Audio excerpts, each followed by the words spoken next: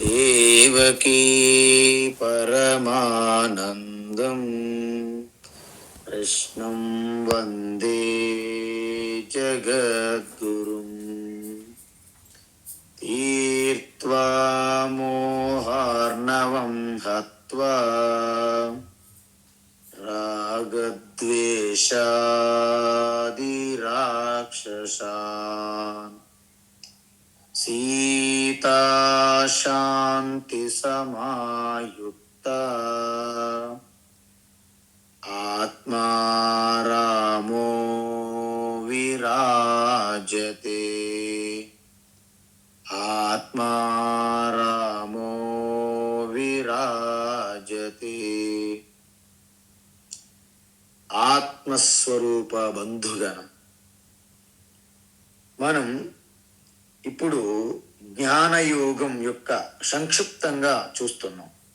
ఎందుకంటే భగవాన్ 18వ అధ్యాయం ఒక్కసారి సమ్మరీగా చెప్తూ కర్మయోగం యొక్క సంక్షిప్త వివరణ ఇచ్చిన తరువాత అర్జునుని యొక్క స్థితిగతిని చూసి జ్ఞానయోగం పైన కూడా ఆ సంక్షిప్త వివరణ అవసరమని తెలుసుకొని ప్రారంభించారు. అది ముఖ్యంగా మనము 50వ శ్లోకం నుండి 55వ శ్లోకం వరకు ఈ జ్ఞానయోగ యొక్క వివరణ. అంటే ఇందులో కూడా ముఖ్యమైనటువంటి 3 శ్లోకాలు అనుకున్నాం మనం. అవి త్రిరత్నాలు, అంటే జైనిజంలో త్రిరత్నాలు అంటారు, బుద్ధిజంలో పీఠికలు త్రిపీఠికాలు అంటారు, మన హిందూ సనాతన ధర్మంలో త్రైవిద్య అంటే త్రివిధం వేదా, 3 వేదాలుగా ఉండే. అలాగా ఈ 3 శ్లోకాలు భగవద్గీతకి త్రిశ్లోకీ గీత అంటారు. అంటే 3 శ్లోకాల్లో భగవద్గీత తత్వం మొత్తం మనం చెప్పొచ్చు. నిజానికి ఈ సంవత్సరం పొడుగును కూడా ఆ 3 శ్లోకాలే చెప్పగలం మనం. అంత దాగి ఉన్న దాంట్లో లోడ్ చేసి ఉన్నదనమాట భగవద్గీత యొక్క సారం. ఏంటవి? బుద్ధ్యా విశుద్ధయా యుక్తో ధృత్యాత్మానం నియమ్య చ శబ్దాదీన్ విషయాన్ త్యక్త్వా రాగద్వేషౌ వ్యుదస్య చ వివిక్త సేవీ లఘ్వాసీ యతవాకాయ మానసః ధ్యానయోగపరో నిత్యం వైరాగ్యం సముపాశ్రితః అహంకారం బలం దర్పం కామం క్రోధం పరిగ్రహం విముచ్య నిర్మమశాంతో బ్రహ్మ భూయాయ కల్పతే. ఈ 3 శ్లోకాలు ప్రతి ఒక్కరికి వచ్చి ఉండాలి. శ్రీ బ్రహ్మభూయాయ అంటే బ్రహ్మీతత్వంతో అభిభూయ అంటే ఏకమవడం. మనం ధ్యానములు చెప్పాం. ఈ పరిచ్ఛిన్నమైనటువంటి భ్రమ అజ్ఞానం తొలగిపోయిన తర్వాత ఇక నేను వేరు, పరమాత్మ పరమాత్మ వేరు అనే భ్రమ ఉండదు. ఎప్పుడైతే కెరటమునకు నేను పరిచ్ఛిన్నంగా పరిమితమై ఉన్నాను, ఆకారాలు నామరూపాలు తొలగిపోయినాయో, నేనే నీరుగా ఉన్న సముద్రము నీరే, నేను నీరే అని ఆ నీటితో మమేకం అవడమే జలభూయాయ అంటారు. అంటే జలముతో సమానం అయిపోయింది కెరటం. ఇక కెరటంగా లేదు. జలభూయాయ కల్పతే. ఎప్పుడు? అహంకారం బలం దర్పం కామం క్రోధం పరిగ్రహం విముచ్య. ఇవి విడిచిపెట్టాలి. విడిచిపెట్టాలి? ఒక లిస్ట్ ఇచ్చారు భగవాన్. అహంకారం విముచ్య, అహంకారం విడిచిపెట్టాలి. బలం అంటే మూర్ఖత్వం, మొండితనం విముచ్య, అధికారము హోదా ఇవన్నీ విముచ్య. దర్పము అంటే స్తబ్ద. ఎలా ఉంటారంటే కనీసం తల్లిదండ్రుల ముందు కూడా తల వంచరు, అసలు నడువు వంగదు, వాళ్ళకి నిటారు ఉంటారు. కాబట్టి ఇక్కడ బలం అంటే అది ఒక రకమైన స్తబ్దీభావం అన్నమాట. అందుకే మనం ఆర్డర్లో చూసుకొని అనుకోండి, బ్రహ్మీ ఓకే రైట్. సో పరిగ్రహం చెప్పేశాను కదా ఆల్రెడీ. బలం అంటే ఏంటంటే, నాకు నా బంధువులు ఎక్కువ ఉన్నారు, మేము ధనం ఉన్నది, సో అనేక రకమైనటువంటి నేనే గొప్ప వాళ్ళము, మేమే పెద్దవాళ్ళము, మేము ఎక్కడ వెళ్ళా మమ్మల్ని గుర్తించాలి, గౌరవించాలి. వీళ్ళెవరిని గుర్తించరు, గౌరవించరు, కానీ వీళ్ళని మాత్రం గుర్తించాలి, గౌరవించాలి. వీళ్ళు మాట్లాడితే ఎదురు చెప్పకూడదు. సో ఈ అధికారము, ఈ పదవి ఉంటాయి కదా, అందువలన ఓపిక లేకపోయినా సరే పదవి, ఆ యొక్క అధికారం మాత్రం విడిచిపెట్టరు. సో దీన్ని ఒక రకమైనటువంటి పదవి వ్యామోహము, అంటే జన వ్యామోహము, ధన వ్యామోహము, దీన్నే బలం అంటారు. దర్పం అంటే పొగరు, మాటల్లోను చేతల్లోను అన్నిట్లో కూడా చాలా పొగరుగా ఉంటారన్నమాట. ఒక్కసారి చూడండి, క్రీడాకారులు, సినిమా వాళ్ళు, రాజకీయ రంగంలో ఉంటారు, ఒక్కసారి అధికారం ఇచ్చారా ఇక విర్రవీగిపోతారు అనమాట పొగరుతో. ఇక నేనే నా అంతటి వారు లేరు అని బయటికి ప్రకటనలు కూడా చేస్తారు. దీన్నే దర్పము అంటారు. నేను స్వయం కృషితో పైకొచ్చాను, నా కష్టార్జితం, నా కష్టం అంట. నీ కష్టార్జితం, నీ కష్టం అయితే మరి వాతావరణము, ఈ ప్రపంచము, ఈ దైవము, ఈ శక్తులు, ఈ మనుషులు ఎంతో మంది నిన్ను సహకరించారు, అనుకూల పరిస్థితి కల్పించారు. అందుకే ఈరోజు మనం ఏదైనా సాధించామంటే మన ఒక్కరి యొక్క ప్రయత్నం కాదు, మన ప్రయత్నం కూడా ఉండాలి, కూడా అని పెట్టుకోవాలి మనం. ఇది గుర్తించాలి. అందువలన ఆరంభంలో అందరి యొక్క సహాయాలు తీసుకొని ఏదైనా ఒక ఉత్తమ, ఒక పెద్ద స్థానంలోకి వెళ్ళిన తర్వాత అన్ని మర్చిపోతారు చాలా మంది. కాబట్టి దాన్ని కూడా మనము విముచ్య, విడిచిపెట్టాలి. ఇంకేంటి? కామం. కామం అంటే చూడండి, మనకి దేనిపైన విషయ చింతన ఎప్పుడైతే మనం ప్రారంభిస్తామో, విషయ చింతన అంటే వ్యక్తులతో కానీ, విషయాలతో కానీ, ఆస్తులు, సంబంధాలు ఏవైనా సరే, ధ్యాయతో విషయాన్ అన్నారు. ఎప్పుడైతే మనం విషయ చింతన చేస్తాం, ఎందుకు చేస్తాం? బాహ్య చింతన అజ్ఞానం కారణం. చింతన చేసినప్పుడు అవి వాటితో మనము బంధం పెట్టుకుంటాం, అటాచ్, రాగం పెట్టుకుంటే కావాలి అంటే సంగస్తే సూపజాయ, సంగాత్ సంజాయతే కామ. ఎప్పుడైతే వాటిని అటాచ్మెంట్ బాగా పెరిగిందో అది నాకు కావాలి అనే ఒక కోరిక మొదలవుతుంది. కామం అంటే కోరిక, తీవ్రమైన కోరిక. విముచ్య, అటువంటి కోరిక నీకు ఇప్పుడు కూడా బహిర్ముఖం చేస్తుంది. కాబట్టి అంతర్ముఖ సమారాధ్య బహిర్ముఖ సుదుర్లభ. కాబట్టి మనము ధ్యానంలో కూడా ఆంతరంగిక ప్రయాణం చేశాం, బాహ్య ప్రయాణం కాదు. బాహ్య ప్రయాణం అయితే మనకి వీసా రావాలి, పర్మిట్లు రావాలి, ఎంత టెన్షన్.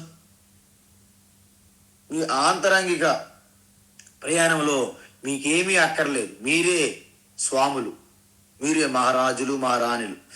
కాబట్టి ఈ కామం అనేది విడిచిపెట్టాలి. కామం విడిచిపెట్టారనుకోండి, ఆటోమేటిక్గా క్రోధం కూడా మనం విడిచిపెట్టినట్టు. ఎందుకు? కామ ఏష క్రోధ ఏష అంటే కోరికలే కామంగా పరిణతి చెందుతాయి. ఎందుకు? మీ కోరిక ఎవరైనా అడ్డొచ్చారనుకోండి, వెంటనే మనలో ఆ యొక్క క్రోధము, కోపము, క్రోధము బయలుదేరుతాయి. కాబట్టి ఈ క్రోధం కూడా విముచ్య. తర్వాత పరిగ్రహం అంటే అన్ని ఆస్తుపాస్తులు, ఈవెన్ పుస్తకాలు కూడా పనికొచ్చినవి, పనికిరాని మొత్తం నింపేసుకుంటారు అలమారాలు. ప్రతి కబోర్డులు ఎక్కడా ఖాళీ ఉండదు, ఇల్లు మొత్తం ఖాళీ ఉండదు. సో అంటే మనకి అవసరం లేనివి కూడా కామ్య హాయిగా అంటే ఎప్పుడైనా పనికొస్తాయి. చిన్న కవర ఏది విడిచిపెట్టమ్మా. ఒక చిన్న చిరిగిపోయినటువంటి ఆ యొక్క ఇది ఉంటుంది కదా, చుడిదారులు, ఆ యొక్క కుర్తాలు, ధోతీలు ఉంటాయి కదా, అవి కూడా కట్ చేసి ఖర్చుకు ఉపయోగపడతాయని పెట్టించుకుంటాం. డబ్బాలు, కవర్లు, ఒకటేంటి అన్ని ఎగ్జిబిషన్ లాగా మనం కూడగట్టుకుంటాం. దాన్ని విడిచిపెట్టాలి. ఎందుకంటే మన జీవన యాత్ర ఎంత తేలికైతే అంత సులభంగా మీరు గమ్యం చేరుకుంటారు. అయితే మీకు చెప్పాను, ఈవెన్ సన్యాసులు కూడా ఈ పరిగ్రహం అనేది కొంతమంది విడిచిపెట్టరు. ముందు నుండి అన్ని రెడీ చేసుకుంటారు. ఒక్కొక్కసారి ఒక్కొక్క మహాత్మ ఇంటికి కుటీరికి వెళ్ళామనుకోండి, ఉత్తరకాశీ, ఋషికేశ్ అటు సైడ్, మీరు లోపలికి వెళ్ళడానికి దారి కూడా ఉండదు, అంత నింపేసి ఉంటాడు అన్నమాట డబ్బాలతో అన్నిటితో. ఒక్కొక్క మహాత్మ అయితే అత్యంత వైరాగ్యంగా ఆ దాలు రొట్టితో అలా బ్రతికేస్తారు. ఈవెన్ అనారోగ్యమైన రూపాయి ఖర్చు పెట్టు. కానీ దేహత్యాగమైన తర్వాత ఆయన యొక్క బెడ్ ఉంటది కదండి, ఆయన లోపల కట్టలు రూపాయి నోట్లు దొరుకుతాయి. అదొక పరిగ్రహం. అంటే అజ్ఞానం ఇంకా ఉన్నదని అర్థం, మూర్ఖత్వం. కాబట్టి పరిగ్రహం అనేది విముచ్య అనే అర్థం ఏంటంటే, ముత్య అని విడిచిపెట్టడం. విముచ్య అంటే పూర్తిగా విడిచిపెట్టాలి ఇవన్నీ. అహంకారం, బలం, దర్పం, కామం, క్రోధం, పరిగ్రహం పూర్తిగా విడిచిపెట్టాలి. అప్పుడు ఏమవుతుంది? నిర్మమ అంటే నాది నాది అనే మమకారము పూర్తిగా తొలగిపోతుంది. నిర్మమ అంటే తొలగిపోతుంది ఆల్రెడీ. కాబట్టి ఎవరికైతే ఈ నిర్మమ అంటే మమకారాన్ని వదులుకుంటారో, దేహం మీద ఉన్న ఇష్ట అభిమానం కానీ, తన చుట్టూ ఉన్నటువంటి తన వస్తువుల మీద కానీ, అధికారం మీద కానీ, తన యొక్క సంతానం కానీ, బంధువులు, మిత్రులు, ఎందుకు ఇది పార్షియాలిటీ, పక్షపాతం ఉంటుంది మనకి. నా వాళ్ళు నాది, నా వాళ్ళు నాది. కానీ మన ధర్మం ఏం చెప్తుంది? అయం నిజో పరో వేతి గణనా లఘు చేతసాం, గణనా లఘు చేతసాం ఉదార చరితానాం తు వసుధైవ కుటుంబకం అన్నారు. అంటే ఈ గణన లఘు చేతసం అంటే ఎవరు? లఘు చేతసం అంటే అల్ప బుద్ధి, పరిచ్ఛిన్న బుద్ధి అని అర్థం. గణన కౌంట్ చేస్తారు. ఏమని? అయ్యం నిజో పరో వేతి, వీళ్ళు నా వాళ్ళు, వాళ్ళు పరాయి వాళ్ళు, వీళ్ళు నా మిత్రులు, వాళ్ళు శత్రువులు, వీరు మా కుటుంబము, వీరు మా పిల్లలు, వీరు మా అమ్మ నాన్న, ఇవి నా వస్తువులు, ఇది నా కారు. చూసారా? ఈ నాది నాది, పరాయి నాది, మా వాళ్ళు పరాయి వాళ్ళు, ఈ విభజన అల్పబుద్ధి, మందబుద్ధి వాళ్ళు చేస్తారు. కానీ వసుదైవ కుటుంబకం ఎవరిది? సనాతన ధర్మం. ఉదార చరితానాం అంటే విశాలమైన హృదయం కలిగినటువంటి సనాతన ధర్మము. ఈ యొక్క భూమండలం అంతా కూడా మన పరివారమే, మన కుటుంబమే అని భావిస్తారు. అయితే ఈ విధంగా ఎప్పుడైతే మీరు ధర్మాత్ములుగా మారిపోయారో అప్పుడు విముచ్య శాంత,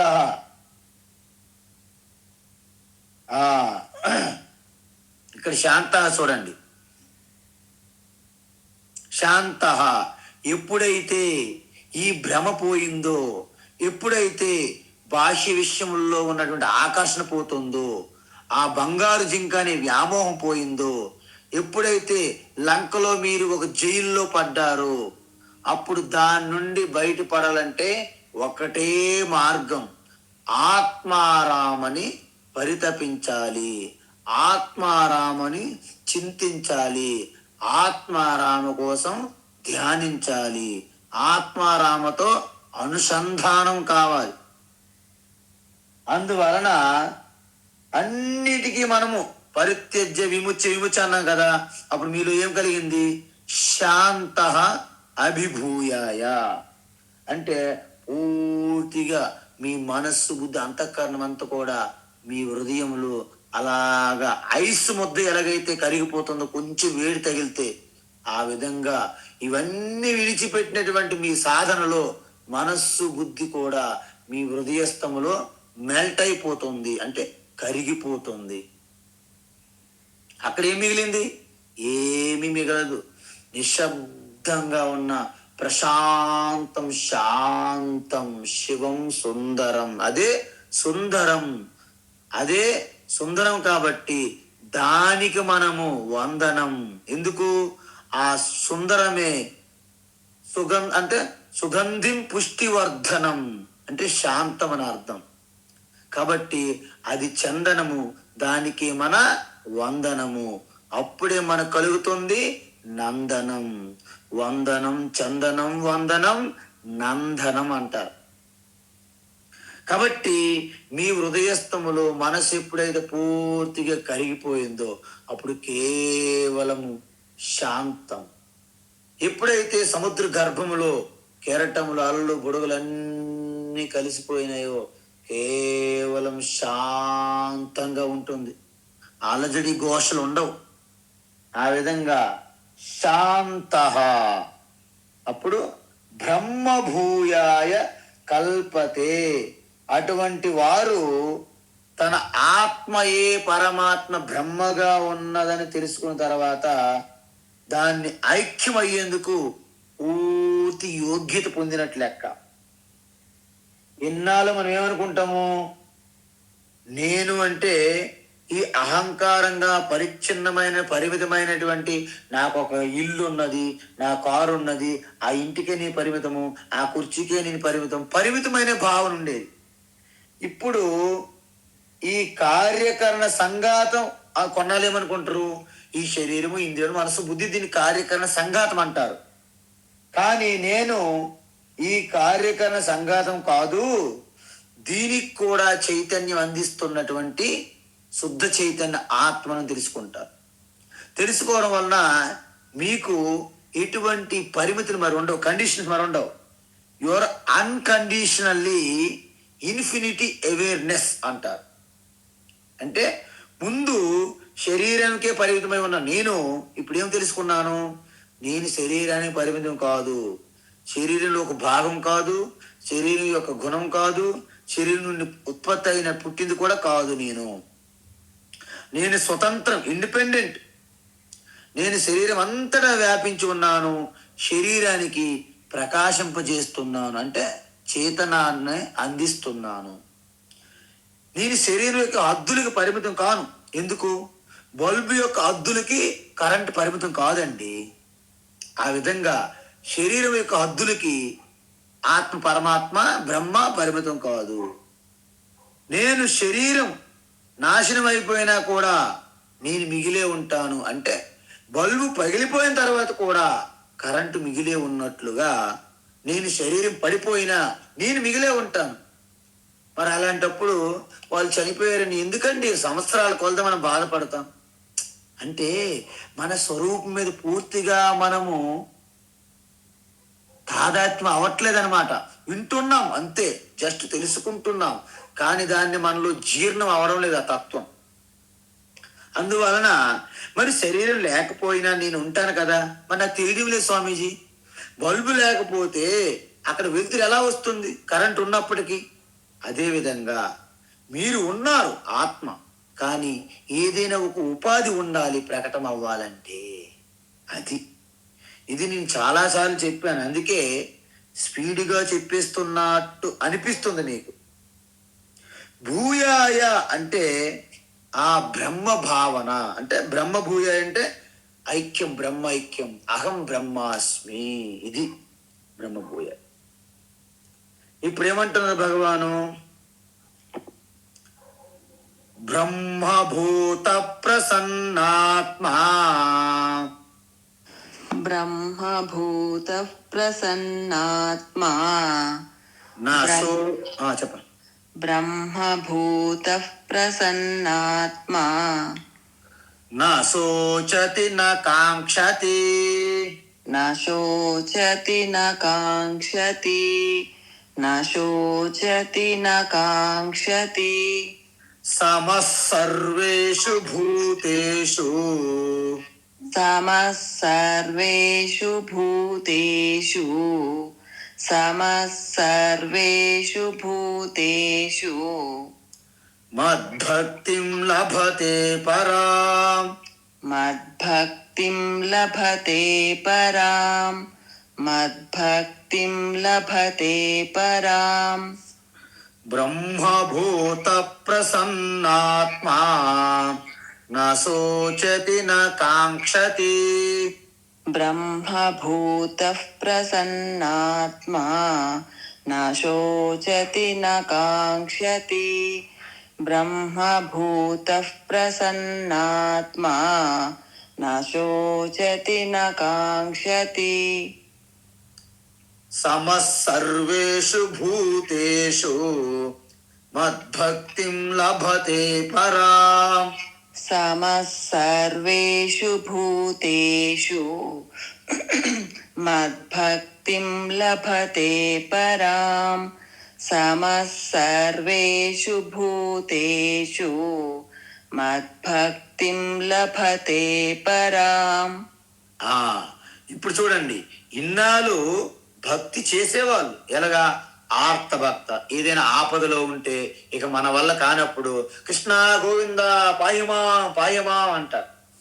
అది భక్తులే, ఆర్త భక్తులే, ఆర్థార్థి భక్తులే. నేను దేవుడికి నాకు ఇది ఈ వ్యాపారంలో ఇంత లాభం వస్తే నేను ఇంత ఇస్తాను వెంకటేశ్వర స్వామికి, ఇది ఒక భక్తే. నాకు ప్రమోషన్ వస్తే నేను నా యొక్క జుట్టు ఎంట్రుకలు ఇస్తాను వెంకటేశ్వర స్వామి. ఏం చేసుకుంటాడో ఆ జుట్టుతో మరి మనకు తెలియదు, కానీ చాలా మంది అలా కూడా కోరుకుంటారు. ముడుపులు అన్నీ ఉంటాయి, మొక్కులు ముడుపులు అన్నీ ఉంటాయి. నాకు ఈ ఎలక్షన్లో కనుక గెలిస్తే ఇక వెంటనే ప్రదక్షిణ చేస్తాను అంటాడు. సో ఇవన్నీ కూడా అర్థార్థి, వ్యాపారంతో కూడి ఉన్న భక్తి అంటారు. తరువాత ఇంకో మూడు నాలుగు రకాల భక్తులు ఉన్నారు కదా. ఆర్తో అర్థార్థి, ఆర్త, అర్థ, జిజ్ఞాస, తర్వాత జ్ఞాని, 4 ఉన్నాయి. ఇప్పుడు తెలుసుకోవాలని కొంతమంది ఉంటారు సాధకులు. వాళ్ళు ఏమి కోరుకోరు, కానీ తనకి జ్ఞానం తెలుసుకోవాలనే ఉంటారు. సో వాళ్ళు కూడా జిజ్ఞాసు భక్తులు అంటారు. ఇక 4వ భక్తులు ఎవరు? జ్ఞాని. అంటే పరమాత్మ అంటే స్పష్టంగా తెలుసుకొని అండపిండ బ్రహ్మాండం అంతా వ్యాపించి అణువణువు లోపల బయటనే ఏమి తేడా లేకుండా కంకర శంకరగా ఉన్నట్టు ఈ విశ్వమంతా వ్యాపించి శివుని ఆజ్ఞ లేని చీమైన కుట్టదన్నట్లుగా అంతర్యామిగా పూసల వెనక ఉన్న దారం వలె ఈ ఆత్మారామ అంతర్యామి ఏదైతే ఉన్నదో ఆ తత్వం తెలుసుకున్న తర్వాత కళ్ళు మూసుకుని ఆత్మారామ, కళ్ళు తెరిచిన తర్వాత ముందు ఉన్నటువంటి కోదండరాముని ఎవరైతే దర్శిస్తారో వారు అసలైనటువంటి ఉత్తమ భక్తులు, జ్ఞాని భక్తులు. మద్భక్తి అంటే జ్ఞాని భక్తి అని అర్థం. జ్ఞాని భక్త, ఆ భక్తి పొందుతారు అని అర్థం. సో మనం ఇది ఆల్రెడీ నిన్న చూసాము. అందువలన ఇలాంటి వారు జీవనముక్తి పొందారని తెలియడానికి మనకు ఒక చిన్న చిట్కా. ఎప్పుడైతే మీ మనస్సులో అలజడి లేకుండా, టెన్షన్ లేకుండా అలాగ నిండు కొండవలే ప్రశాంతంగా ఉంటారో, ఎటువంటి ఒడిదుడుగులకి, ఎటువంటి షాకులకు కూడా మీరు కలత చెందరు. కనీసం మీ కింద మీద పడరు. అలాగా ఒక ప్రసన్నమైన ఆ మనస్సు, హృదయంతో, ఒక చిరునవ్వుతో శాంతంగా ఏకాంతంలో ఉంటే అది మీకు అర్థమవుతుంది. నేను జీవన్ముక్త స్థితిలో నేనే ఉన్నానని మీకే తెలియాలి. ఎదుటోకి చెప్పడం కాదు, ప్రచారం అక్కర్లేదు. మీరేమి టీవీల్లో ఏమైనా సరే ప్రకటనలు కూడా ఇవ్వక్కర్లేదు. నేను జీవనముక్తి వేళ అయ్యాను కాబట్టి మీరు అందరూ నాకు వచ్చి సన్మానాలు చేయాలి, సత్కారాలు చేయాలి, అవసరమైతే పాద పూజలు కూడా చేయాలి. పాద పూజ చేయని తర్వాత నీరు ఉంటుంది కదండి, అన్ని మీ తలల మీద జల్లుకోవాలి. ఇవన్నీ అక్కర్లేదు, ఇవన్నీ వ్యర్థం. అందువలన తరువాత నా కాంక్షతి నా శోచతి. దేనికోసం శోకిస్తారండి? ఈ బ్రహ్మాండం అంతా మీ శరీరంగా మారిపోయి మీరు జగజ్జనుని అయిపోయారు. జగత్పిత వాగర్త వివ సంపృక్తౌ వాగర్త ప్రతిపత్తయే జగత పితరౌ వందే పార్వతీ పరమేశ్వరౌ. అంత శివశక్తి కలయిక మొత్తం సృష్టి. అందుకే వినాయకుడికి కుమారస్వామికి పోటీ పడింది. ఏంటి పోటీ అంటే, మీ ఇద్దరిలో ఎవరైతే ఈ సంసారం మొత్తము కూడా సకల నదులతో కూడి ఉన్న సంసారం అంతా కూడా, సముద్ర నదులతో కూడి ఉన్న సంసారం అంతా కూడా 3 సార్లు ఎవరైతే పరిక్రమ ప్రదక్షిణ చేసి వస్తారో వాళ్ళు విజేతలుగా ప్రకటిస్తామన్నారు. పెద్ద మనుషులు ఎవరున్నారు? విష్ణుమూర్తి ఉన్నాడు, బ్రహ్మదేవు ఉన్నాడు, ఇంద్రదేవు ఉన్నాడు, సకల దేవతలు ఉన్నారు, సకల గణములు ప్రమద గణములు అన్నీ ఉన్నాయి. మరి తల్లిదండ్రులు ఎలాగా ఉంటారు కదా, శివపార్వతులు అందరూ ఉన్నారు. అందులో నారదుడు ఉన్నాడు. ఎందుకంటే ఏ విషయం ఎవరు మర్చిపోయినా ఆయన పట్టుకుంటాడు వెళ్ళి టక్కన. అందరూ ఉన్నారు. సప్త ఋషులు ఉన్నారు. మొత్తం యావత్ బ్రహ్మాండం సంబంధించినటువంటి అతిరథులు, మహారథులు, యోధులు, విద్వాన్లు, పండితులు, ఋషులు అందరూ ఉన్నారు. వెంటనే కుమారస్వామిలో మేసమిలో మెలేశాడు. ఎందుకు? ఆయన వాహనం చాలా వేగవంతమైనది, నెమలి వాహనం. కాబట్టి ఆయన ఇలా కింద చూశాడు. మన లంబోదర వక్రతుండాయ మహాగణపతి వైపు చూసి ఒక నిష్ఠూరంతో సానుభూతిగా చూసి, నీ పని అంతే అయిపోయింది, నేను ఒక్కసారి 3 రౌండ్లు కొట్టొస్తాను, అప్పుడు నా శక్తి నా సామర్థ్యం చూద్దు గాని అని అంటున్నాడు గణపతి వైపు చూసి. సరే, గణపతి ఏంటంటే ప్రసన్నాత్మ. ఆయన పరిస్థితి ఎలా ఉంటది? ప్రసన్నాత్మ నశోచతి నా కాంక్షతి కాదా. గణపతి అంటే అదే కదా, సిద్ధి బుద్ధితో ఉంటాడు ఇప్పుడు. అంటే అనేకమైన శక్తి సామర్థ్యాలు, జ్ఞానం నేత్ర ప్రకాశిస్తుంది గణపతికి. అందుకే ఆ తర్వాత కథ వస్తుంది మొత్తం. అయితే వెంటనే okay brother, thank you, all the best అంటున్నాడు గణపతి. కానీ నేను ఓడిపోతానేమో, నువ్వు గెలుస్తావేమో అసూయ లేదు గణపతిలో. ఇంకా కుమారస్వామిలో కొంత పోటీతత్వం ఉన్నది, కానీ ఆ లేశమంత పోటీతత్వం కూడా గణపతిలో లేదు. అది మహాగణపతి అంటే. వెంటనే కుమారస్వామి స్టార్ట్ చేశాడనమాట. స్టీరింగ్ తిప్పాడు, నెమలి వెళ్ళాడు. గణపతి ఆలోచిస్తున్నాడు, అయినా ఇప్పుడు మనం పూజ చేయాలి కదా, అమ్మ నాన్న పూజకి టైం అయిపోయింది అని వెంటనే ఆ మానస సరోవరంలో స్నానపానాలు చేసి తన వాహనమైనటువంటి ఎలుక్కి కూడా స్నానం చేయించి వెంటనే వచ్చి సంధ్యావందనం చేసి పూజ ఆరంభించారు. అందరూ చూసి అంటున్నారు, ఆయనేమో ఆల్రెడీ ప్రయాణం ప్రారంభం అయిపోతే ఈయన సంధ్యావందనాలు, ఈ పూజలేంటో, ఈయనేంటో ఎవరికి అర్థం కూడా ఈయన గణపతి అని అందరూ చాలా ఈయన మీద సానుభూతితో చూస్తున్నారు. పూజ అయిపోయింది. పూజ అయిపోయిన తర్వాత ఇకన ఇప్పుడైనా ప్రారంభిస్తావని ప్రయాణం? ప్రారంభిస్తాను అన్నాడు. ఎలుక మీద కూర్చున్నాడు. కూర్చొని శివపార్వతులు అక్కడే కూర్చున్నారు వేదిక పైన. ఎందుకంటే పెద్దవాళ్ళు జగన్మాత జగత్పిత కాబట్టి. ఆది దంపతులు ఆ చుట్టూ 3 ప్రదక్షిణ చేశారు. ఇక్కడ 3 ప్రదక్షిణలు చేస్తుంటే కుమారస్వామి ప్రతి సంసార బ్రహ్మాండమంత ప్రదక్షిణలో ఆయన ఎక్కడ ఏ నది తీరంలో, ఏ తీర్థస్థలానికి, ఏ నదీ తీరానికి వెళ్తుంటే అక్కడ ముందుగా గణపతి భాషిస్తున్నాడు, ప్రకాశిస్తున్నాడు. ఇందుకు శివపార్వతుల కంటే భిన్నంగా సృష్టి లేదు. శివశక్తి మొత్తం యావత్తు సృష్టి అంతా. కాబట్టి ఆ శివపార్వతుల చుట్టే, ఆ శివపార్వతులు జగత్పిత చుట్టూ ప్రదక్షిణ చేస్తే బ్రహ్మాండం అంతా ప్రదక్షిణ చేసినట్టే. అందుకే ఋషులు, యోగులు మనము మెటీరియల్ పైన రీసెర్చ్లన్నీ ఆపి దానికి ఆధారంగా ఉన్నటువంటి స్పిరిట్ పైన రీసెర్చ్ చేశారు. కాబట్టి ఇది స్పిరిచువాలిటీ, అది మెటీరియాలిటీ. స్పిరిచువల్ సైంటిస్టులు మన యోగులు, ఋషులైతే మెటీరియలిస్ట్ సైంటిస్టులు మన శాస్త్రవేత్తలు ఉన్నారు. కాబట్టి ఈ విధంగా కుమారస్వామి వచ్చేసరికి గణపతి ఆల్రెడీ 3 ప్రదక్షిణలు అయిపోయినాయి తల్లిదండ్రుల చుట్టూ. ఇప్పటికి కూడా నిజంగా మనము ఈ జ్ఞానముతో బ్రహ్మాండం అంతా మీరు ప్రదక్షిణ చేయాలనుకుంటే తల్లిదండ్రులని శివపార్వతులుగా భావించి ఎవరైతే 3 సార్లు ప్రదక్షిణ చేస్తారో, మద్భక్తి అన్నారు, పరాభక్తిగా ఎవరైతే చేస్తారో వాళ్ళు నిజంగా గణపతి యొక్క అనుయాయులు అవుతారు, గణపతి ఆశీర్వాదం పొందుతారు, గణపతి యొక్క సిద్ధు బుద్ధులు పొందుతారు అని మహాత్ములు, యోగులు వాళ్ళు చెప్తున్నటువంటి ఆప్తవాక్యం. ఈ విధంగా మనము ఆ పరమ భక్తిని పొందుతారని చెప్పారు. అంటే ఇంతవరకు మన భక్తి ఉన్నది, కానీ అది అంత పరమ భక్తి కాదు. కాబట్టి మద్భక్తి పొందాలంటే ఈ విధంగా మనము పూర్తిగా ఈ యొక్క జ్ఞాని భక్తులుగా మారాలి. మనం ఆర్తభక్తి, అర్థార్థ భక్తి, జిజ్ఞాస భక్తి నుండి జ్ఞాని భక్తిగా మారాలి. అంటే ఒక ప్రహ్లాదుడిగా, ఒక నారదుడిగా, ఒక హనుమంతుడిగా మారాలి. పరాం మద్భక్తి లభతే. ఇప్పుడు నా భక్తి పొందిన తర్వాత మనలో కలిగే తేడా ఏమిటి? మీరు ఒకటి గమనించండి. మనలో ఇంత ముందుకి చీటికి మాటికి మనలో విపరీతమైనటువంటి చిరాకు, పరాకు, కోపం వచ్చేసేది. ఇప్పుడు మనలో అది రావడం లేదు, తగ్గిపోయింది. అంటే ఆ చిరాకు పరాకు కోపం తాపము ఇంతకు ముందు రోజుకు 10 సార్లు అయితే ఇప్పుడు రోజుకు 1-2 సార్లు అవడమే ఎక్కువ. ఇంకా ఎలా మారుతుంది మీలో మార్పు?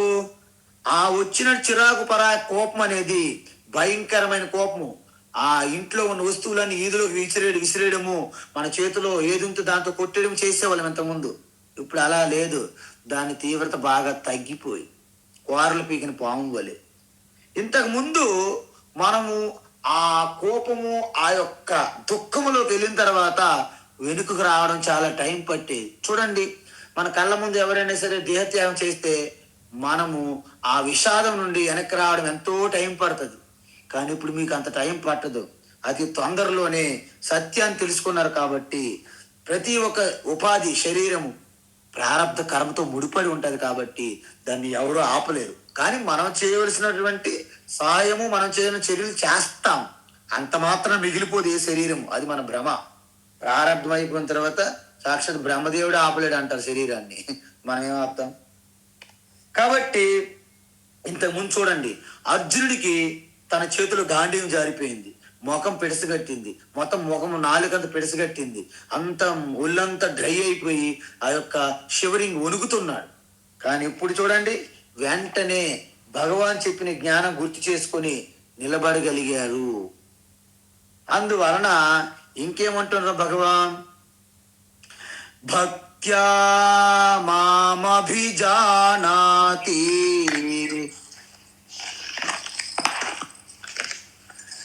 భక్త్యా మామభిజానాతి భక్త్యా మామభిజానాతి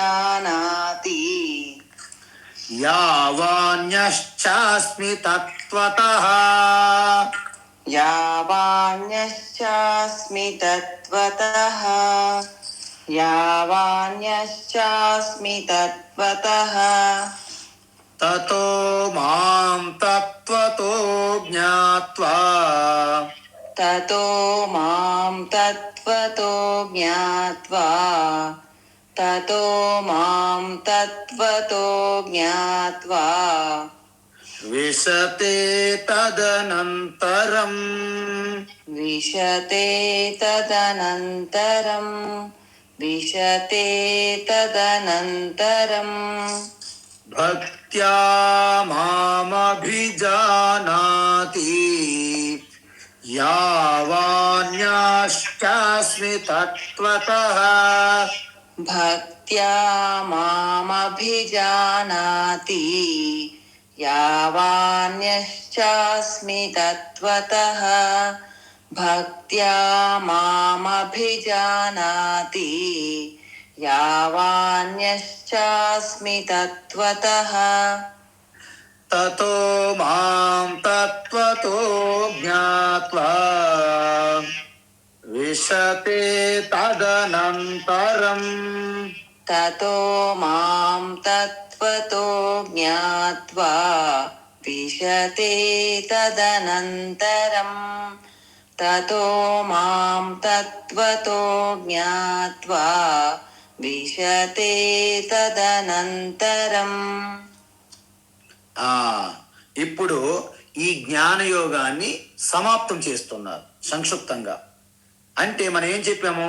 సమం సర్వేషు భూతేషు అంటే అన్ని ప్రాణులు అణువణువుగా ఉన్న సమానంగా ఉన్న శుద్ధ చైతన్య పరమాత్మను ఎవరైతే తెలుసుకుంటారో, దాన్ని పొందారో, ఇంక ఇటువంటి కోరికలు లేవు, ఇటువంటి శోకాలు లేవు, వాళ్ళే అసలైనటువంటి నా స్వరూప భక్తిని పొందారు అన్నారు.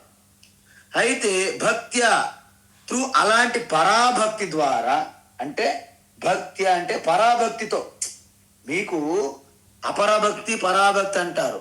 మనము ఇష్టదేవత నామరూపాలు సగుణ భక్తి ఇవన్నీ కూడా పరాభక్తి కాదు, అపరాభక్తి అంటే సెకండరీ లెవెల్ భక్తి. అది ఆ భక్తితో ప్రారంభించి మనం పరాభక్తికి వెళ్ళాలి. మీ హృదయస్థంలో కళ్ళు మూసుకుని చూస్తే సాక్షాత్ ఆత్మస్వరూపంగా ఆ పరమాత్మ మీకు దర్శనం ఇవ్వాలి. అది పరాభక్తి. అదే సకల ప్రాణులు సమానంగా ఉందని గుర్తించాలి. అందువల్ల మాం అంటే పరమాత్మ సర్వవ్యాపి శుద్ధ చైతన్య చిదానందరు పరమాత్మనే నన్ను యహ ఎవరైతే మరి ఇంకేంటి, యావానస్మి, అంతటా మొత్తం. అంటే యావానస్మి అంటే శివుని ఆజ్ఞ లేని చీమైన కుట్టదంటారు చూడండి, దాని అర్థం అనమాట. యావానస్మి అంటే మొత్తం అంతటా నేనే ఉన్నాను అంటే సర్వశక్తివంతం, అంటే అత్యంత అనంతమైన శక్తి, అనంత వీర్యం అంటారు కదా. ఆ విధంగా తత్వత అంటే సృష్టి అంతా వ్యాపించి ఉన్నటువంటి, అంటే ఎగ్జిస్టెన్స్, సస్టైనెన్స్, డిజల్యూషన్, సృష్టి స్థితి కర్తగా ఉన్నటువంటి, లయకర్తగా ఉన్నటువంటి ఆ పరమాత్మను ఎవరైతే ఈ విధంగా తత్వత తన స్వరూప తత్వం యథాతథంగా తెలుసుకొని, అభిజానాతి, జానాతి అంటే తెలుసుకోవడం, అభి అంటే పూర్తిగా తెలుసుకొని, తతః తెలుసుకున్న తర్వాత ఏమవుతుంది, అనంతరం మాం నన్ను తత్వత యథార్థంగా జ్ఞాత్వా తెలుసుకొని, తదనంతరం తక్షణమే తత్కాల్లో విషతే నాలో లయమవుతారు. చూసారా, ఇది ఎలాగుందంటే 3 నెలల క్రితమే మీరు టికెట్ బుక్ చేసుకోవడం ఒక పద్ధతి, కానీ ఒక్కొక్కసారి మనకి ఎమర్జెన్సీ పడతాయి, తత్కాల్లో టికెట్ బుక్ చేయించాలి. ఆ విధంగా తత్కాల్, అందుకే ఏమన్నారు, శ్రద్ధావాన్ లభతే జ్ఞానం తత్పర సంయతేంద్రియ, జ్ఞానం లబ్ధ్వా అంటే జ్ఞానం లబ్ధ్వా పరాం శాంతిం అచిరేనాధిగచ్చతి. అచిరేన అంటే తత్కాలని అర్థం, అప్పటికప్పుడు ఇన్స్టంటేనియస్. మన పిల్లల పరిగెత్తు అలసిపోతారు, మీరు ఒక గ్లూకోవెట్ ఇస్తారనమాట, గ్లూకోజ్ ఆర్ గ్లూకోవెట్, అప్పుడు ఏమవుతుంది, ఇన్స్టెంట్ ఎనర్జీ అనమాట, తత్కాల్లో వాళ్ళకి శక్తి వస్తుంది. సో ఈ విధంగా మనం చెప్పాం. సో నిధిధ్యాస అంశాన్ని ఇక దీనికి ఫలశ్రుతి అనమాట. అంటే ఈ విధంగా ధ్యానం నిరంతరం నిధిధ్యాసం చేసిన వాళ్ళకి ఎటువంటి ఫలం కలుగుతుంది అంటే ఆ యొక్క పరమాత్మలోనే ప్రవేశిస్తారు. విశుద్ధ అంటే ప్రవేశించడం. ప్రవేశించడం అంటే ఏంటండి, కెరటము తను నీరు అని తెలుసుకున్నప్పుడు నీటిగా మారిపోవడమే నీటిలో ప్రవేశించడం అని అర్థం. నీటిలోనే ఉంది ప్రవేశించడం. ఇంకేంటి, మనం కూడా ఈ సర్వవ్యాపి చైతన్య పరమాత్మ ఒడిలోనే ఉన్నాం. అందుకే కదా మనం అంటాం, ప్రాతస్మరామి హృది సంస్ఫురదాత్మతత్వం సచ్చిత్ సుఖం పరమహంస గతిం తురీయం. అదనమాట. సో ఆ పరమహంసలోనే ఉన్నాము, ఆ శుద్ధ చైతన్యంలోనే ఉన్నాము. ఆ గతియే తెలుసుకోవడమే, పొందడము ఇక్కడ. అందువలన అంటే అర్థమేంటి, ముందుగా భక్త్యా అంటే నిధిధ్యాసనం చేయడం ద్వారా. ఎలా, ఎందుకంటే మీకు శ్రవణ మరణం అయిపోయిన ముందు, ఇప్పుడు ఇక్కడ భక్తి అంటే నిధిధ్యాసనం ద్వారా అర్థం. అంటే ముందు కర్మయోగం చెయ్యాలి, తర్వాత ఉపాసన యోగము, తర్వాత జ్ఞాన యోగము. ఈ 3 కలిపితే భక్తి యోగము అన్నా. 12 అధ్యాయం చెప్పాను నేను. భక్తి అనేది సెపరేట్ సాధన కాదు, అన్ని సాధనలకి తల్లి లాంటిది, ఆధారభూతం భక్తి. అందుకే భక్తి ప్రతి ఒక్కటి స్వాభావికం మనకి. కానీ ఆ భక్తి కూడా మనము మెల్లమెల్ల మెట్టుకు మెట్టు అలా పైకి వెళ్ళాలి, పరాభక్తులకి వెళ్ళాలి. అందువలన దీన్నే ఈ విధమైన భక్తి, దీన్నే జ్ఞాన యజ్ఞం అంటారు. దీనికి ఏమి ద్రవ్య పదార్థాలు అక్కర్లేదు, కేవలం జ్ఞాని. స్వస్వరూపానుసంధానం భక్తిరీత్యభిధీయతే. వివేక చూడమని శంకరాచార్య చెప్పారు. మీరు నేను తప్పిపోయి ఉన్నాను, అనాది కాలంగా పరమాత్మను వేరుగా ఉన్నాననే జీవాత్మ బుద్ధి ఉన్నది కదా, అది పోతే నేనే పరమాత్మని మీ ఆత్మస్వరూపం అనుసంధానం అవడమే భక్తి అన్నారు శంకరాచార్య. కాబట్టి మాం అభిజానాతి, నా యొక్క పరతత్వాన్ని తెలుసుకొని పరతత్వంలో లయమై ఉండడమే అదే పరమ భక్తి అన్నారు. మాం అంటే ఇక్కడ ఈశ్వరుని గురించినటువంటి తత్వజ్ఞానము. తర్వాత ఏంటి, యావాన్ అంటే మనకి చూడండి, ఏకరూపీశ్వర విశ్వరూప ఈశ్వర అంటే ఈ సృష్టి అంతా అనేక విభూతులు చెప్పారు కదా 10వ అధ్యాయంలో. ఆ విభూతులన్నిటిలో కూడా నేనే ఉన్నాను, నిజస్వరూపంగా అంటే సగుణ స్వరూపంగా అనేక నామరూపాలన్నీ నేనే. ఎందుకు? పరమాత్మకు రూపము లేదు. లేదు కాబట్టి ఈ రూపములన్నీ పరమాత్మవే. పరమాత్మకంటూ ఒక పేరు అంటూ ఉండదు. అందువలన అనంతమైన నామములు పరమాత్మవే. అందుకే సహస్రనామాలు వచ్చాయి. ఒక పేరా చెప్పండి? 2 పేర్లు అయితే మనం కన్ఫ్యూజ్ అవుతాం. అనంతమైన పేర్లకి ఏ పేరు పెడతాం, ఏ పేరు పిలిచినా పలుకుతారు. ఈ విధంగా ఈ విధంగా ఆఫ్టర్ అనంతరం మాం తత్వతో జ్ఞాత్వ, ఈ విధంగా యథార్థంగా అంటే ఏంటి? మనం ప్రార్థన చేస్తాం. అసతో మా సద్గమయ తమసో మా జ్యోతిర్గమయ మృత్యోర్మా అమృతంగమయ ఓం అంట. అంటే ఏంటి? నాకు ఈ శరీరంతో నేను మమేకమై ఉన్నాను కాబట్టి మరణ భయం నాకు ఉన్నది కాబట్టి ఈ మత్స్య భావం నుండి అమృతత్వాన్ని తీసుకెళ్ళు ఓ పరమాత్మ అని ప్రార్థన చేయాలి మనం. సో ఈ విధంగా తన అంతరం అంటే ఎప్పుడైతే సగుణ ఈశ్వర భక్తి నుండి నిర్గుణ ఈశ్వర ఆత్మ అనుసంధానమైనటువంటి ఆత్మ ధ్యానంలోకి ఎప్పుడైతే వెళ్ళారో మీరు, అప్పుడు ఫలం ఏమవుతుంది? మాం విశతే, నాలోనే కలిసిపోతారు. జ్ఞానితో ఆత్మైవమే మతం అన్నారు. అంటే జ్ఞాని నేను ఒక్కటే, ఆయన స్వయంగా చెప్పారు 7వ అధ్యాయంలో. అహమేవ అంటే అహమాత్మా గుడాకేశ సర్వభూతాశయ స్థిత అంటే అహమస్మి. అహం అంటే బ్రహ్మ కాబట్టి అహం బ్రహ్మాస్మి అవడం అన్నమాట. అందువలన మనము ఇప్పుడు మళ్ళీ ఏం చేస్తున్నాము? భగవాన్ ఏంటంటే చెప్పింది మళ్ళీ చెప్తూ అర్జునుడికి ఇంకా గ్యాప్ ఇవ్వకుండా అలా పట్టి ఉంచడం అన్నమాట. ఎందుకంటే ఆయనకి ఎక్కడ అవకాశం ఇస్తే మళ్ళీ బయటికి పోతాడు, అది భయం. అందువలన సర్వకర్మాణ్యపి సదా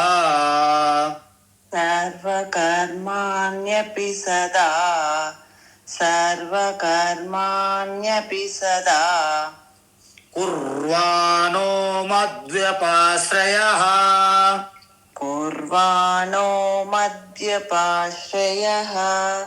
మత్ప్రసాదాదవాప్నోతి శాశ్వతం పదమవ్యయం సర్వకర్మాణ్యపి సదా కుర్వాణో మద్వ్యపాశ్రయః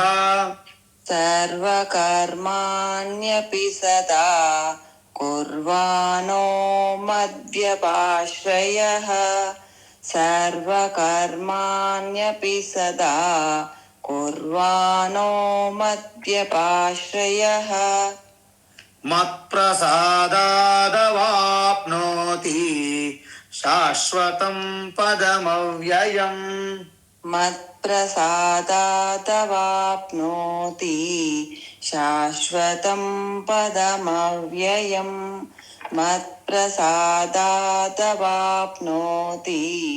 శాశ్వతం పదమవ్యయం ఇప్పుడు భగవాన్ ఏం చెప్తున్నారంటే ఒక్కసారి మీరు గుర్తుపెట్టుకోవాలి.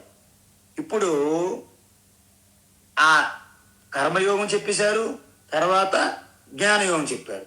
41వ శ్లోకం నుండి 49వ శ్లోకం వరకు మనం ఏమన్నాము? కర్మయోగ వివరణ అన్నాం. తర్వాత 50 నుండి 55 వరకు జ్ఞానయోగ వివరణ అన్నాం. ఇప్పుడు మళ్ళీ ఏమంటున్నారంటే భగవాను ఇప్పుడు ఈ శ్లోకం నుంచి ఏం చెప్తున్నారంటే మళ్ళీ 56 నుండి 62వ శ్లోకం వరకు ఈశ్వరుని యొక్క గొప్పతనము, ఈశ్వరుని మనము శరణాగతి చేస్తే ఆయన యొక్క అనుగ్రహం యొక్క శక్తి ఏమిటి అని తెలియజేస్తున్నారు. అందుకే మనం చూడండి, మనం ఎంత శక్తివంతులుగా మనం భావించినా, మనం ఎంత నేను గొప్పవాడిని మీకు ఎంత భావన కలిగినప్పటికీ ఈశ్వర కృప అనుగ్రహం లేనిది ఏది సాధ్యపడదు. అందుకే మన ప్రయత్నమునకు విలువ ఉన్నది, ప్రయోజనం ఉన్నది, స్థానం ఉన్నది. అదేవిధంగా ఈశ్వరుని యొక్క కృప అనుగ్రహానికి కూడా దాంట్లో 50% ఛాన్స్ ఉన్నది. అందుకే ఈ శ్లోకంలో భగవాన్ ఏమంటున్నారంటే మీ యొక్క శరణాగతి, ఈశ్వరునికి శరణాగతి, ఈశ్వరు యొక్క అనుగ్రహాన్ని ఇక్కడ స్తుతిస్తున్నారు భగవాన్. ఏమిటది? ఏంటంటే మద్వ్యపాశ్రయ. మద్వ్యపాశ్రయ అంటే మొత్తం మనం చెప్పాం ఈశ్వర్ అంటే ఏంటి అనేది. అంటే అండపిండ బ్రహ్మాండం అంతా ఈ మొత్తం నామరూపాలన్నిటి వెనక ఉనికిగా ఉన్నటువంటి తత్వమే పరమాత్మ ఈశ్వర. కాబట్టి నన్ను ఆశ్రయించినటువంటి కర్మయోగులు. కర్మయోగులు అంటే ఏంటండి? మీరు చేసిన ప్రతి పని, ప్రతి చేష్ట పరమాత్మకి ఈశ్వరార్పణగా చేయడం, వచ్చిన యొక్క ఫలితం ఏదైతుందో ఈశ్వర ప్రసాదంగా స్వీకరించడం, తర్వాత ఈశ్వరుని మీరు ఉపాసన చేయడం, ఏకరూపము, అనేక రూపము, నిర్గుణ రూపంగా ఆ ఉపాసన చేసి ఏకాగ్రత, చిత్త విశాలత పొంది, అంతఃకరణ శుద్ధి, చిత్త ఏకాగ్రత పొందిన తర్వాత ఆత్మస్వరూపంగా ఉన్న పరమాత్మ తెలుసుకొని జ్ఞానయోగం ద్వారా మోక్షం పొందాలి. కాబట్టి ఇటువంటి కర్మయోగులు ఎవరైతే ఉన్నారో సర్వకర్మాని అంటే సమస్త కర్మలను సదా అంటే ఎల్లప్పుడూ నిరంతరం కుర్వాణః అపి అంటే ఏమి విడిచిపెట్టకూడదు.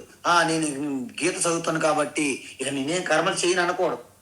చేస్తున్నప్పటికీ కుర్వాణః అపి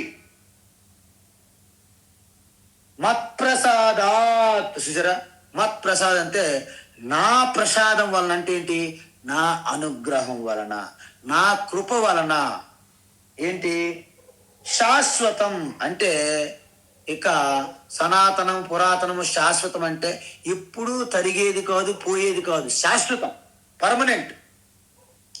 అవ్యయం నాశనం కానిది, అచ్యుతం పతనం కానిది, కింద పడినది. పదం అంటే ఆ పరమస్వరూప తత్వము అవాప్నోతి పొందుతారు. ఇది ఫలం అన్నమాట. ఇంత కష్టపడి మనము జ్ఞానయోగ తపస్సు చేస్తే కర్మయోగము, తర్వాత జ్ఞానయోగము, ఈ కర్మయోగము జ్ఞానయోగం ద్వారా నా స్వరూపాన్ని డైరెక్ట్ పొందుతారు. ఇక్కడ కౌన్ బనేగా కరోడపతి కాదు, కౌన్ బనేగా పరమాత్మయే తత్వంగా పొందడం అనమాట. కౌన్ బనేగా మోక్షపతి అని అర్థం. ఈ విధంగా భగవాను. అందుకే మనం ఎక్కడ స్టార్ట్ చేస్తాము? ముందు ఏదో ఒక కర్మ చేస్తూ ఆ కర్మ ఫస్ట్ చేసినప్పుడు మనం ఒప్పుకోము, నేనే చేసేస్తానని భ్రమ ఉంటాయి. మెల్లగా ఆ రిజల్ట్ వచ్చినప్పుడు దేవుని దగ్గర నైవేద్యం పెట్టి తీసుకుంటాం. అక్కడ స్టార్ట్ చేస్తాం మన భక్తి. తర్వాత మన ప్రతి చేసే కర్మ కూడా ఈశ్వరార్పణగా చేస్తూ ఆ ఫలితాన్ని ప్రసాదంగా తీసుకుంటాం. అప్పుడు మీలో ఆ అంతఃకరణ శుద్ధి మొదలవుతుంది. మొదటి 2 స్టెప్పులు భక్తిది. 3వ స్టెప్ ఏంటంటే ఒక రూపం తీసుకుంటాం, ఒక ప్రతీక, ఒక పసుపు ముద్ద కానీ, ఒక శివలింగం కానీ, ఒక సాలగ్రామం కానీ, ఏదైనా ఒక తీసుకుంటాం. నీటిని, భూమిని, ఒక ఈవెన్ మహాత్ముల్ని, ఎవరిని తీసుకోండి. ఒక శిల తీసుకొని మనము పరమాత్మ భావించి పూజ చేసినప్పుడు తప్పులేదు. ఒక మనిషిలో ఉన్న పరమాత్మకి మనం ఎందుకు చేయలేము? కానీ ఇక్కడ ప్రమాదం ఏంటంటే నాకే చేసేస్తున్న అహంకారంతో ఆయన తీసుకోవచ్చు. అందువలన మనుషులు చేయడం ఇష్టపడరు. అందుకే మనం ఏం చేసినా మనకేమి ఎదురు తిరగకుండా అలాగ ఉంటున్నటువంటి విగ్రహాలు మనం హ్యాపీ పూజ చేసుకుంటాం. మనుషుల దగ్గరికి వచ్చేసరికి చాలా కష్టం. అందువలన ఈ విధంగా ఇక్కడ మద్వ్యపాశ్రయ అంటే ఏంటి? గురు శాస్త్రంను ఆశ్రయించడం.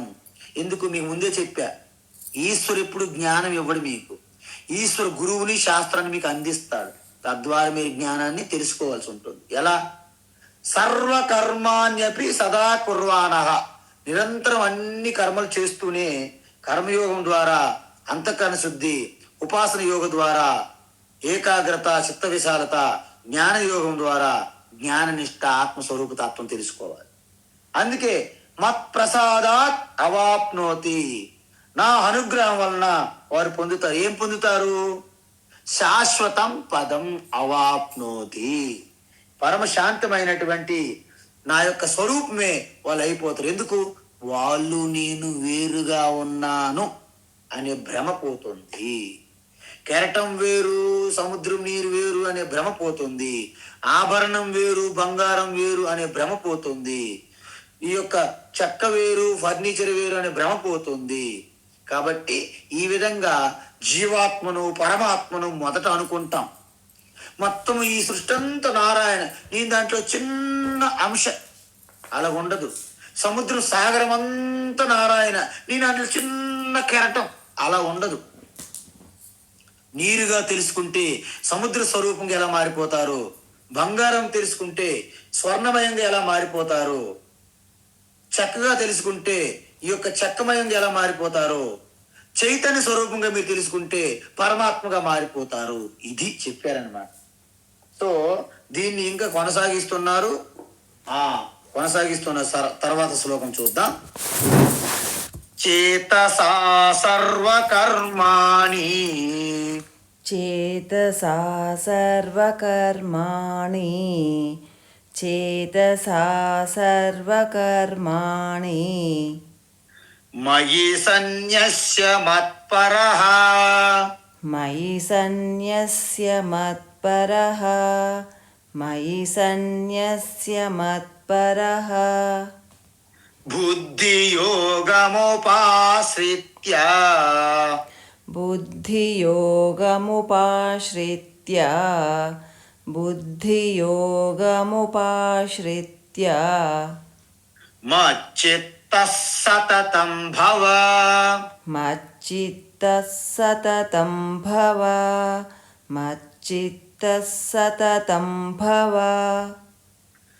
చేతసా సర్వకర్మాణి మయి సన్యస్య మత్పరః, చేతసా సర్వకర్మాణి మయి సన్యస్య మత్పరః, చేతసా సర్వకర్మాణి మయి సన్యస్య మత్పరః, బుద్ధియోగముపాశ్రిత్య మచ్చిత్తః సతతం భవ, బుద్ధియోగముపాశ్రిత్య మచ్చిత్తః సతతం భవ, బుద్ధియోగముపాశ్రిత్య మచ్చిత్తః సతతం భవ.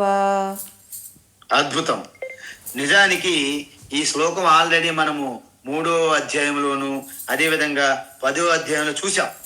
ఏంటి, సర్వకర్మాని సన్యస్య అన్నారు కదా. ఎలా సన్యసిస్తాం మనము అంటే, స్వామీజీ అన్ని విడిచిపెట్టేసి ఋషికేశ్ వెళ్ళి కాషాయం కప్పుకోమంటారా? అక్కర్లేదు. మీరు బాహ్యంగా సన్యాసం చేయాల్సిన పని లేదు అంటున్నాడు శ్రీకృష్ణ. ఎందుకంటే ఇప్పటికీ ఎనఫ్ నెంబర్ ఉన్నది. ఆల్రెడీ సన్యాస సంఖ్య బాగా పెరిగిపోయింది.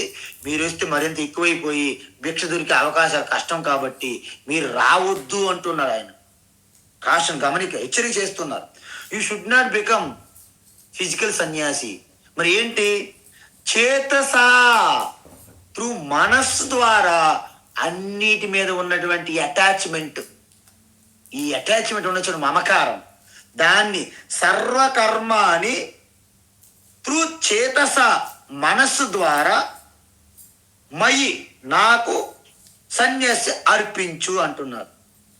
అంటే మత్పరహ అంటే నేనే మీ జీవితం యొక్క అల్టిమేట్ ప్రయారిటీ లక్ష్యంగా పెట్టుకొని నా యందు సకల కర్మలన్నీ కూడా మీ మనస్సు, అందుకే సంకల్పం చేస్తారు చూడండి, భావన ద్వారా నాకు అర్పించండి.